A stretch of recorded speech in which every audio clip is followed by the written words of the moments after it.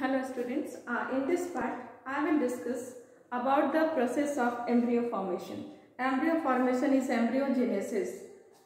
So before it I have discussed about the process of fertilization which occurs at ampulla, isthmus junction, and after fertilization the fertilized ovum is moved toward the uterus for implantation. So before it, after fertilization, what will happen to the fertilized ovum? This is embryogenesis. तो embryogenesis यहाँ से हम कह सकते हैं शुरू हुआ है, जहाँ पर फर्टिलाइजेशन किया आपने, और फर्टिलाइजेशन करने के बाद जो फर्टिलाइज्ड ओवम है ये ग्रेजुअली धीरे धीरे सीलियरी बीटिंग के कारण ये यहाँ से मूव करेगा और यूट्रस तक रीच करेगा.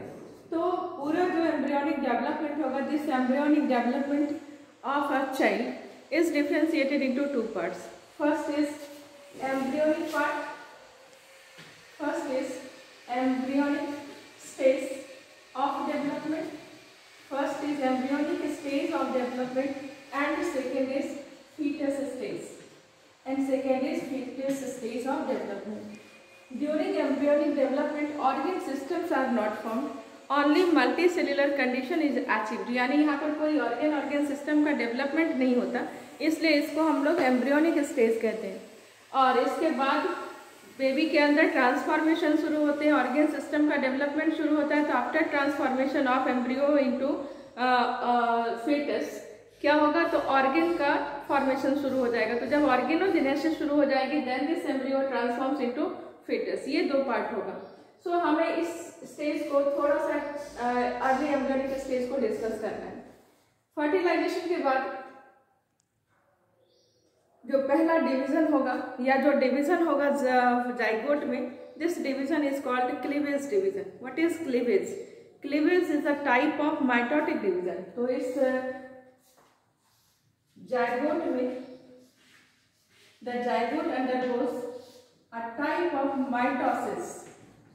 माइटोसिस डिवीजन करेगा और ये माइटोसिस डिवीजन को हम कहते हैं क्लीवेज.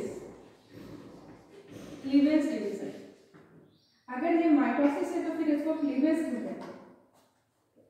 कोई डिफरेंस होगी माइटोसिस और क्लीवेज में?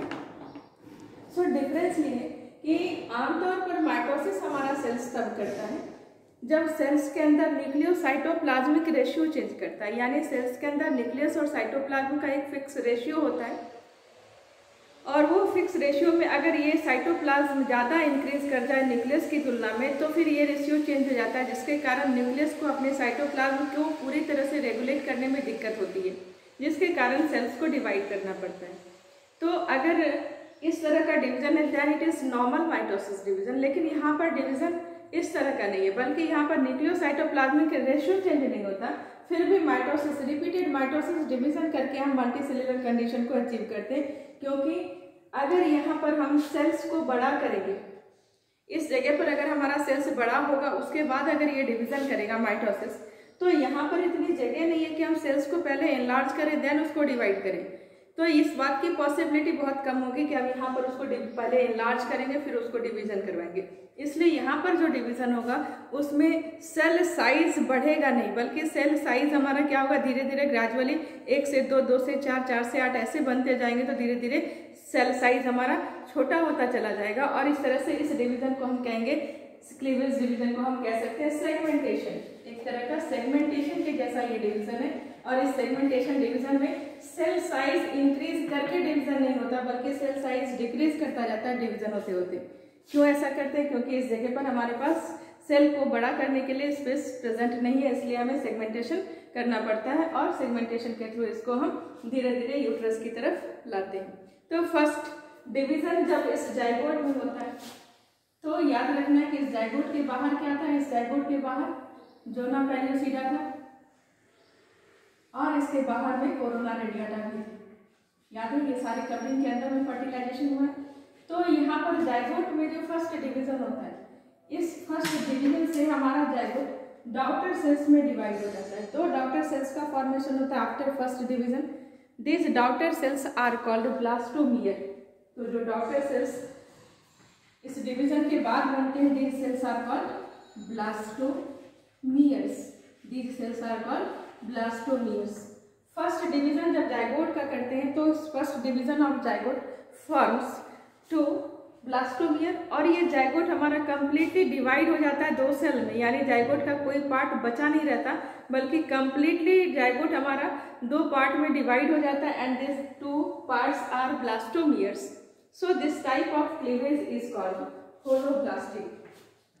होलोब्लास्टिक कैसा क्लीवेज यहाँ पर देखेंगे, होलोब्लास्टिक क्लीवेज होता है जहाँ पर zygote completely divides into 2 equal halves और 2 daughter cells, that is blastomere. अगर जाइगोट का कुछ हिस्सा एम्ब्रियो फॉर्मेशन में नहीं जाता, ब्लास्टोमियर्स इन फॉर्मेशन में इन्वॉल्व नहीं होता, तो इस तरह के क्लीवेज को कहते हैं मीरोब्लास्टिक. जैसा कि एंजियोस्पर्मिक प्लांट में मीरोब्लास्टिक क्लीवेज होता है, क्योंकि वहाँ पर सस्पेंसर के जो सेल्स होते हैं वो सस्पेंसर के सेल्स एम्ब्रियो फॉर्मेशन में इन्वॉल्व नहीं होते, लेकिन यहाँ पर ये कंप्लीट डिवाइड करके 2 ब्लास्टोमियर बनता है और दोनों सेल हमारा एम्ब्रियो फॉर्मेशन में जाता है, इसलिए इस तरह के क्लीवेज को हम कहते हैं होलोब्लास्टिक क्लीवेज. क्लियर हो गया होलोब्लास्टिक क्लीवेज क्या है, तो complete zygote completely divides into 2 equal halves, so it is holoblastic cleavage. तो ये जाइगोट फिर हमारा 2 सेल स्टेज, इसके बाद फिर इसमें डिवीजन होगा 4 सेल स्टेज, फिर इसमें डिवीजन होगा ग्रेजुअली 8 सेल स्टेज आएगा, फिर 16 सेल स्टेज आएगा, और तब तक ये आपका ये जो जाइगोट था ये धीरे धीरे ट्रांसफॉर्म कर रहा है, इसमें कई सारे डिवीजन हो रहे हैं और ये मूव कर रहा है कहाँ, एम्पुला एस्मस जंक्शन से धीरे धीरे ये यूट्रस की तरफ मूव कर रहा है. तो जब ये डिवीजन हो रहा है तो लगभग यहाँ से शुरू हुआ जो प्रोसेस आफ्टर फर्टिलाइजेशन, ये 4 to 6 days. After 4 to 6 days this fertilized ovum where division starts moves towards the uterus and it reaches to the uterus approx after 4 to 6 days. 4 to 6 days के बाद ये यूट्रस में पहुंच जाएगा. जब ये uterus में पहुंचा उसके पहले इसके बाहर जो कोरोना रेडियाटा की कवरिंग थी ये यहाँ से डिटैच हो गया, ये यहाँ से निकल गया. सिलियरी बीटिंग के कारण जो कोरोना रेडियाटा की कवरिंग थी ये यहाँ से खुल के निकल गई, लेकिन जोना पेल्यूसिडा अभी भी इसके पास रहेगा. जो भी डिवीजन हो रहा है ये जोना पेल्यूसिडा के अंदर हो रहा है, तो जोना पेल्यूसिडा अभी भी इसके पास रहेगा इंटैक्ट, क्योंकि जोना पेल्यूसिडा का यहाँ से हटाना, जोना पेल्यूसिडा को यहाँ से हम हटा नहीं सकते, क्योंकि जोना पेल्यूसिडा अगर हट गया तो यूट्रस में पहुंचने से पहले ये जो स्ट्रक्चर है ये स्ट्रक्चर इम्बिड करने लग जाएगा. तो अगर ये इम्बिड कहीं और करने लग गया, मान लो कि ये इम्बिड इम्प्लांटेशन का प्रोसेस इसने यूट्रस में पहुंचने से पहले जोना पेल्यूसिडा प्रिवेंट करता है, किस बात को जोना पेल्यूसिडा प्रिवेंट करता है कि ये कहीं और इम्प्लांट ना करे, यानी जब तक ये साइट ऑफ इम्प्लांटेशन तक नहीं पहुंच जाता तब तक जोना पेल्यूसिडा को हम परसिस्ट करवा के रखते हैं. जोना पेल्यूसिडा सिर्फ तब हटता है जब ये साइट पर पहुंच जाता है जहाँ इम्प्लांटेशन होना है. अगर इसके पहले जोना पेल्यूसिडा निकल जाती है तो ऐसे कंडीशन में एक डिसऑर्डर हो जाती है फीमेल को, जिसको हम लोग कहते हैं ectopic pregnancy. Ectopic pregnancy, ectopic pregnancy NEET के लिए इंपॉर्टेंट क्वेश्चन भी बनता है, कई बार आता है ये. एक्टोपिक प्रेगनेंसी में या तो फेलोपियन ट्यूब के अंदर इम्प्लांटेशन हो सकता है, या नहीं तो यूट्रस के अंदर में भी किसी गलत जगह पर इम्प्लांटेशन हो जाए तो भी इसको हम एक्टोपिक प्रेगनेंसी कहते हैं. एक्टोपिक प्रेगनेंसी 2 टाइप का हो सकता है, intra uterine and extra uterine ectopic pregnancy.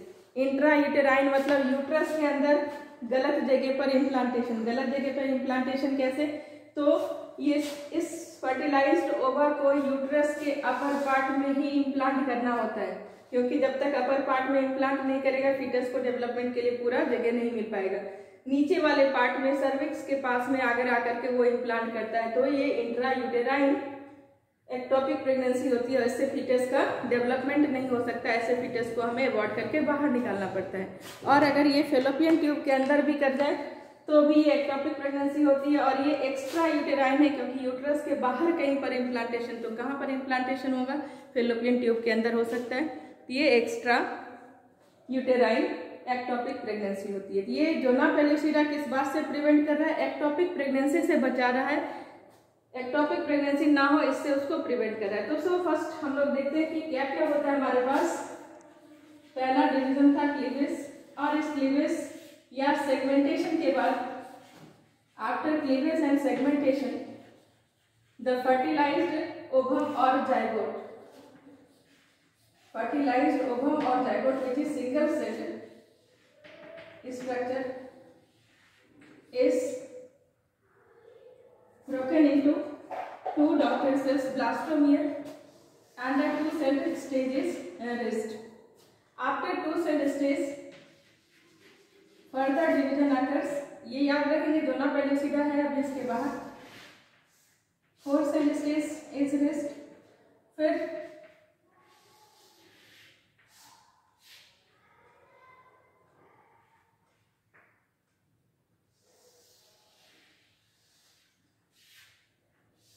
8 cell stage is rest, and after 8 cell stage 16 cell stage is rest. तो ये जाइगोट 1 सेल से 2 सेल, 2 से 4, 4 से 8, 8 से 16, जब ये 8 to 16 सेल स्टेज में आता है तो ये बाहर में जोना पेल्यूसिडा रहता है। इस जोना पेल्यूसिडा के अंदर पहले 1 सेल था जाइगोट, अब ये 2 सेल हुआ, फिर 4 सेल हुआ, फिर 8 सेल हुआ, फिर 16 सेल हुआ।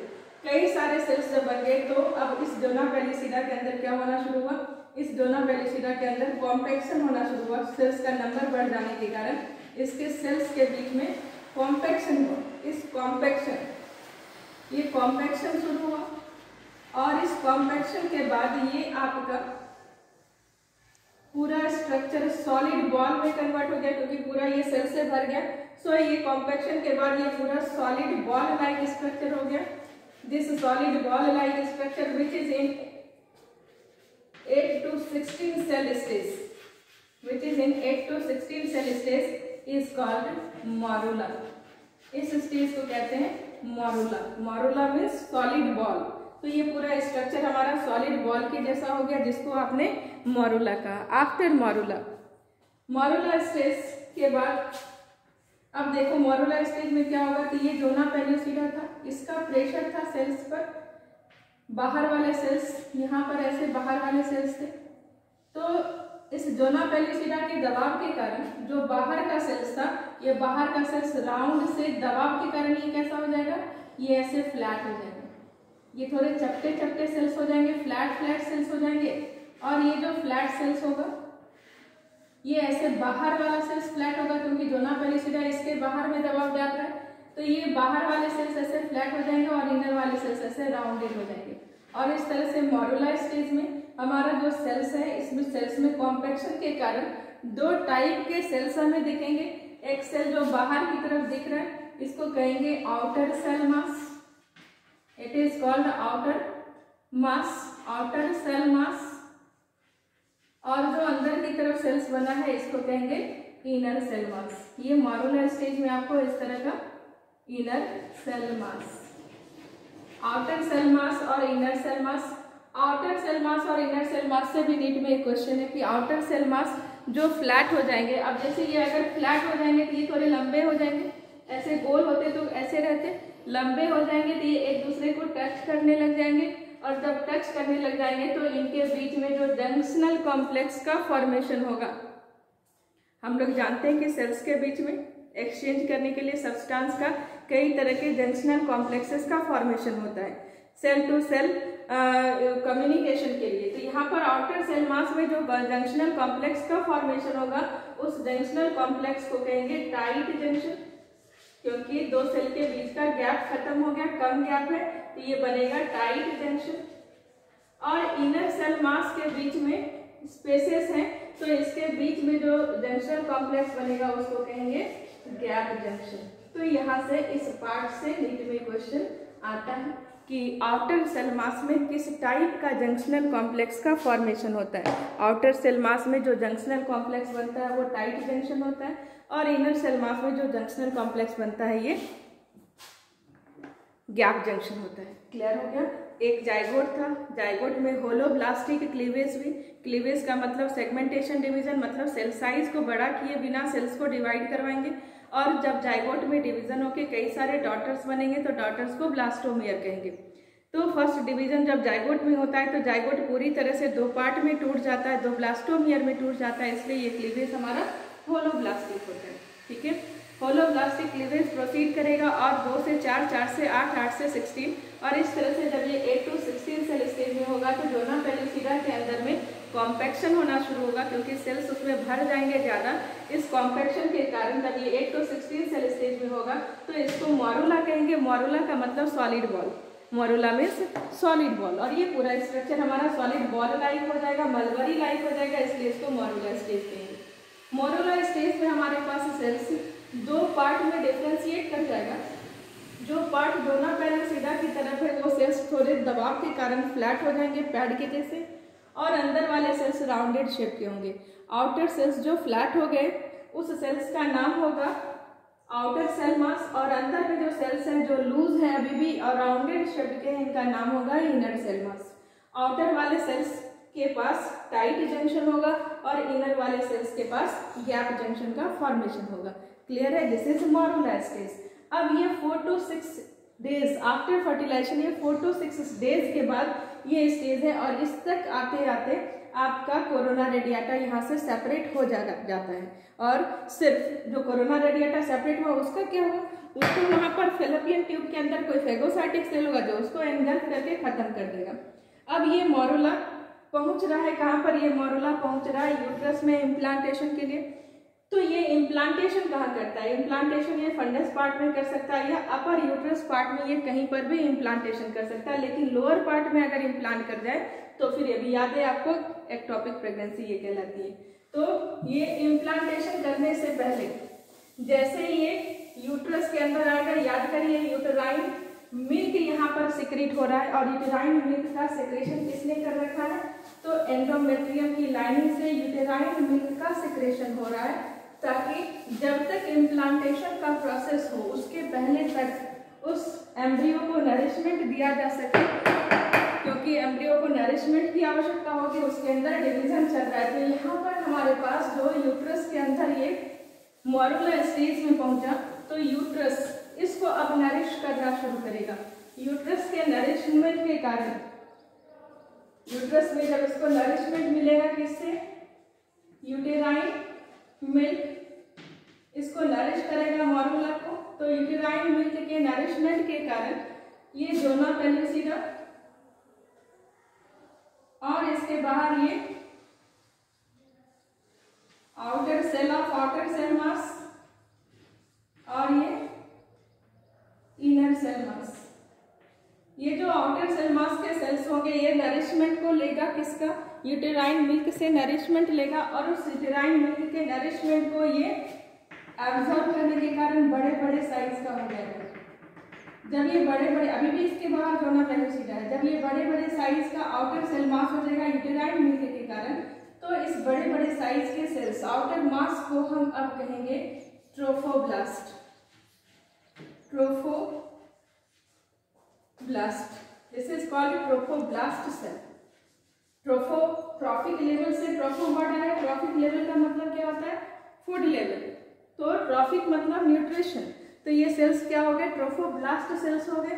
कौन से सेल्स हैं ये? आउटर सेल मास के सेल्स हैं, जिसको अब हम ट्रोफोब्लास्ट कह रहे हैं।